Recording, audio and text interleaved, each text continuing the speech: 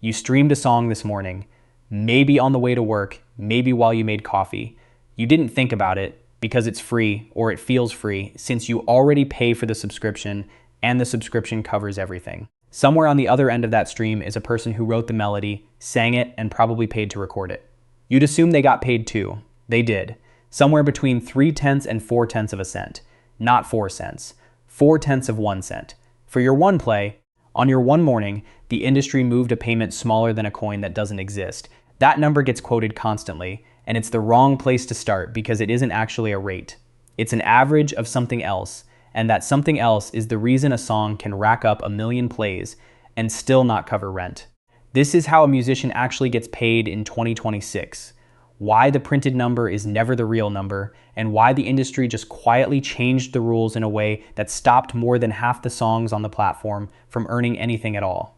The appeal of doing this isn't complicated. You write something, sing it, and for a few minutes a room full of strangers feels what you felt when you wrote it. No other job transfers a private emotion into a stranger's chest that directly. Streaming made the entry cost close to zero too. You don't need a label, you don't need a radio station, you need a laptop, a decent microphone, and a distributor account that costs less than a dinner out. Upload a song Tuesday, and by Wednesday it's on every major platform, sitting next to artists who spent $250,000 to sound the way they sound. That part's real, and it's new, and it's why so many people try. What doesn't get explained is what happens after upload, because the moment a song goes live, it stops being yours the way you think it's yours. It becomes one entry in a pool. Here's the mechanism most explainer videos get wrong. Spotify, Apple Music, and nearly every major platform don't pay a fixed amount per stream. There's no invoice that says 4/10 of a cent times your play count equals your check. What actually happens is called pro-rata. Each month, the platform takes all the subscription and ad revenue it collected, pools it into one number, and divides that number based on what share of total plays on the whole platform belong to your song. 2/10,000ths of everything played on Spotify that month, you get 2/10,000ths of the pool. The 4/10 of a cent figure is just what that math has historically averaged out to when you divide the pool by total plays. It moves. It isn't a rate at all, it's an output. And once you see it as an output, you understand why the size of the pool and who else is drawing from it matters more than your own play count ever will. So the actual question isn't how much does a stream pay? It's how many streams does an independent artist need in a year just to match minimum wage? Not to get rich, just to equal a fast food shift. Using the conservative rate of around 4/10 of a cent per stream, US federal minimum wage works out to roughly $15,080 a year for full-time hours. Divide that by the per stream rate and you get 3,770,000 streams. In a single year, not lifetime, annual, every year forever, just to keep pace with the lowest legal wage in the country. That's the generous version. A widely cited industry report using a slightly different average put the number closer to 5 million streams a year. In the UK, where minimum wage is calculated differently, one breakdown landed at 6.9 million streams annually, about 575,000 a month, just to match what someone stacking shelves earns over the same 12 months. Then there's the number that actually reached a parliament. In 2021, the UK's Competition and Markets Authority ran its own independent analysis of streaming, separate from any label or platform's figures, the same way a well-known 2018 study of rideshare pay existed independently of Uber's own numbers. Their finding, an artist needs roughly 12 million streams to earn about £12,000. Fewer than 1% of artists on the platform ever reach that in a year. Not 1% of songs, 1% of artists total, across the entire platform, ever cross the line where streaming alone produces what most people would call a modest working income. The other 99% are operating below it indefinitely, with no clear point where that changes. Most videos on this topic stop there, since that number alone is shocking enough to end on. But stopping there misses the part that actually determines who survives, because streaming income was never meant to be the whole picture. It's one slice of a bigger structure, and the rest of it is where most of the real complexity and most of the actual money lives. Take the whole dollar a fan spends on your music, however it arrives, streaming, a t-shirt at a show, a sync placement in a commercial. That dollar doesn't go to one place. It splits into publishing, the songwriting itself, and recording, the performance and production. If you're not the sole writer, publishing splits again among every co-writer. If you're signed to a label, recording splits again too, and this is where the split stops being close to 50-50. Research into modern record deals lays the standard structures out plainly. A traditional deal typically gives the artist somewhere around 15 to 20% of recording revenue, with the label keeping the rest to cover what it fronted. A newer structure, the 360 deal, goes further. The label takes a percentage, commonly 10 to 25%, of touring income, merchandise, endorsements, and publishing too. Every revenue stream an artist has, the label now has a contractual claim on some piece of it. In exchange, they front money, an advance to record, a budget for a music video, marketing spend to get the song playlisted. This is where the assumption most people make breaks down, because that advance isn't a payment. It's a loan, and it gets recouped, paid back, out of the artist's share of royalties before the artist sees another cent from that project. Here's the part that's worth pausing on. Recoupment, according to people who structure these deals professionally, rarely finishes. Not rarely as in unusual, rarely as in most signed artists spend years, sometimes their whole active career, technically still in debt to their own label, while actively selling music the entire time, without ever fully paying down the number the label wrote into the ledger the day they signed. That's not a scandal, it's the business model. The label isn't betting that you'll pay back the advance in cash. It's betting that across a roster of 20 signed artists, 3 or 4 will generate enough revenue that the label's cut of those 3 or 4 covers the losses on everyone else who never recoups. Statistically, you're more likely to land among the 16 than the 4, and the contract is written knowing that going in. Walk through what an actual advance turns into, because the number sounds enormous until it gets itemized. Say a label offers $375,000. That feels like the moment your life changes, and in one sense it is. You can probably stop working another job, but watch where the money goes. Recording an album with outside producers and session musicians commonly runs $250,000 to $300,000 once you count studio time, mixing, mastering, and producer fees, which alone can run $5,000 to $40,000 per song for the instrumental. A proper music video can run $60,000 or more.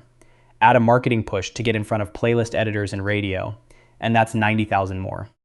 Add it up, and the label's own spending has already claimed most or all of the advance before a single stream plays. The artist didn't receive $375,000 to live on. They received a production budget with their name attached to the debt. Unlike a normal loan, there's no fixed interest rate and no fixed payoff date, since repayment happens entirely through royalties that are already reduced by the label's cut. If the label keeps 85% of recording royalties under a traditional split, every dollar the album generates pays down the debt at 85 cents on the label's side and 15 cents on the artist's, and even that 15 cents doesn't reach the artist until the whole recoupable balance clears first. An artist can be generating real revenue for years while their bank account sees nothing from that project, because every dollar earned is racing to fill a hole dug the day they signed. That's why so many artists who look successful, touring, playlisted, recognized, turn out to be broke. Visibility and cash flow aren't the same graph, and the gap between them is exactly the size of the unpaid part of that first advance. If the label deal is this brutal, why does anyone sign? Because there's a second half of this industry rarely discussed alongside the royalty numbers, and it's the reason the whole system still produces careers: the live show. For most working musicians, streaming and label deals aren't really the business, they're the advertisement. The actual business, the thing that pays rent, is playing in front of people, and the pay structure there is its own education. As an opening act, the position nearly every artist starts in, payment for an entire band, split between every member, can run as low as $250 to $500 a night. Before gas, the van, and a booking agent's cut come out. A better support slot with a real draw can pay $2,500 to $20,000, but that tier is reserved for artists who've already built an audience big enough to justify it, which for most people takes years the streaming numbers alone will never fund. Run it as an actual week on the road, because the math mirrors the empty mile problem in rideshare driving almost exactly. 3 shows in a week might bring in $1,200 combined. Against that, roughly $400 in gas, $600 for the van, $350 split across hotel rooms, $200 for food. That week didn't make money, it lost some. And that's completely normal, expected, survivable, because the real return isn't the $1,200. It's the 800 new people who heard the music live, several dozen of whom bought a shirt at the merch table, where, unlike a stream or a royalty, nobody's owed a percentage. That shirt is the cleanest dollar in the entire industry, and it's why merch tables sit at the back of every small venue in the country. Touring, in other words, isn't how most rising musicians make money. It's how they buy the audience that eventually makes everything else, sync licensing, a bigger deal, brand partnerships, possible. Nobody's chasing tour income. They're chasing what the tour builds, betting they can survive on savings and merch long enough to reach it.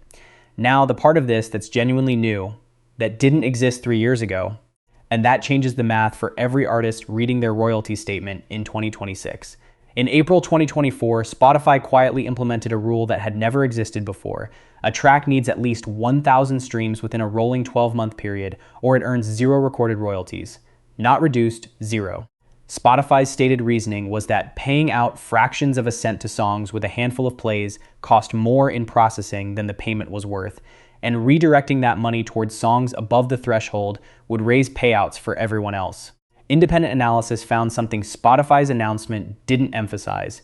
More than half of all songs on the platform sit below 1,000 annual streams and were cut out of the royalty pool entirely. If you're an artist with a small but real following, a few hundred devoted listeners playing your song on repeat, that song can generate plays, show up normally on your artist page, and pay you literally nothing, because the total never cleared a line you weren't told existed until it already applied to you. It's structurally similar to a government agency moving a cost line mid-tax year. Nobody voted on it, no artist negotiated it, a private company redrew who gets paid it all, and did it retroactively against songs already released for years under the old rule. It's not the only shift happening either. In 2026, a new problem entered the pool at real volume for the first time: AI-generated music. One major platform reported AI-generated tracks now make up more than 40% of everything uploaded to it daily, and industry groups have warned that under the pro-rata model, this doesn't just add noise, it dilutes the pool every real artist draws from. Remember the mechanism from earlier: your payout is your share of total plays. If machine-generated tracks capture even a small percentage of total streams, every human artist's share and every human artist check shrinks by exactly that amount, whether or not a listener consciously chose to stream a song no person wrote. This is disputed the same way rideshare take rates are disputed. Platforms say AI content is a small fraction of total plays and doesn't meaningfully move the number. Artist advocacy groups, in a joint public letter in early 2026, argued the opposite, that dilution is real and growing every month volume increases. Neither side has published the kind of independent audit that would settle it. What's not disputed is the mechanism. In a shared pool, anything added to the denominator makes everyone's slice smaller, and for the first time, some of what's being added isn't human. Does any of this work for anyone, or is the whole structure extractive top to bottom? Worth being honest that it isn't nobody. The global recorded music industry did not shrink under this system. It grew to $31.7 billion in 2025, the 11th consecutive year of growth, with streaming alone crossing $22 billion. That growth is real, and some of it does reach artists, just concentrated at the very top of the distribution, the way most winner-take most markets concentrate. For an artist who already has an audience, who releases consistently, who tours smart and builds a mailing list instead of chasing a viral moment, the platform economics can work roughly the way they're advertised to work. The person this structure damages isn't the person treating music as one part of a diversified creative life. It's the person who assumed the printed per stream rate, multiplied by a hoped for play count, was a business plan on its own. There's an older version of this exact argument worth knowing about, because it rhymes with a fight that happened in a completely different industry. In 2018, researchers studying rideshare driver pay published a number Uber disputed immediately and loudly. The company said the methodology was flawed. The researchers revised their model, and the corrected number came out higher than the original. But the underlying finding, that a large share of the work paid far less once you accounted for the real hidden costs, was never actually overturned by the correction. It just got harder to dismiss. Music has had its own version of that fight. The UK parliamentary inquiry into streaming economics ran for over a year, took testimony directly from executives at the 3 major labels, and concluded, in the committee's own words, that the market needed what they called a complete reset.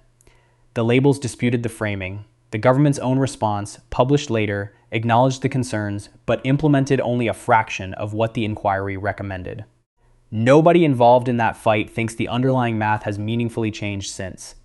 It's just better documented now than it was before someone forced the testimony onto public record. There's also a cost to this career that almost never appears in a financial breakdown at all because it doesn't show up in dollars until decades later. A large-scale review of musicians' health, published in early 2026, found that more than 40% report tinnitus, a persistent ringing in the ears, compared to about 13% of the general population. A quarter report measurable hearing loss, more than double the rate of people who don't perform music for a living. None of that appears on a royalty statement. None of it is recoupable, refundable, or negotiable. It's paid in a currency the industry doesn't itemize, by ears that were, for most working musicians, the actual instrument the entire career was built on. So here's the whole structure in one line. The per stream number everyone quotes isn't a rate, it's an output of a shared pool, and that pool now has more competing for it than at any point in the platform's history, from AI-generated tracks to a payout threshold that erased more than half the catalog overnight. The advance that looks like life-changing money is a production budget wearing a debt's clothing, and recoupment, by the industry's own admission, rarely finishes. The real income, for most working artists, doesn't come from the stream at all. It comes from the room the stream helped fill, and the merch table at the back of it, which is the only place in this entire system where the dollar that changes hands is actually completely yours. None of these facts are secret. They're published by Spotify itself, by government inquiries, by researchers, by the artists posting their own royalty statements online because nobody would believe the numbers otherwise. They are simply never gathered into one place at one time, and there's exactly one person in this arrangement whose entire income depends on eventually doing that math themselves, usually a few years later than they needed to. Every other creative product you consume has a company standing behind the true cost of making it. A movie studio owns the soundstage. A publisher owns the printing press. Here, the single most valuable asset in the entire operation, the song, the years of practice behind it, the hearing that made it possible to write it in the first place, is owned entirely by the person earning the least from every dollar it generates. Next time a song ends, and you swipe to the next one without thinking about it, remember that the 0.4 of a cent it just generated was never really a price. It was a fraction of a pool, and somewhere behind that fraction is someone who has already done the math on how many million more of those it will take this year and every year after it just to stay where they already are. That's the real economics of becoming a singer, not the fantasy, not the advanced check either. The pool and who's still standing at the end of it.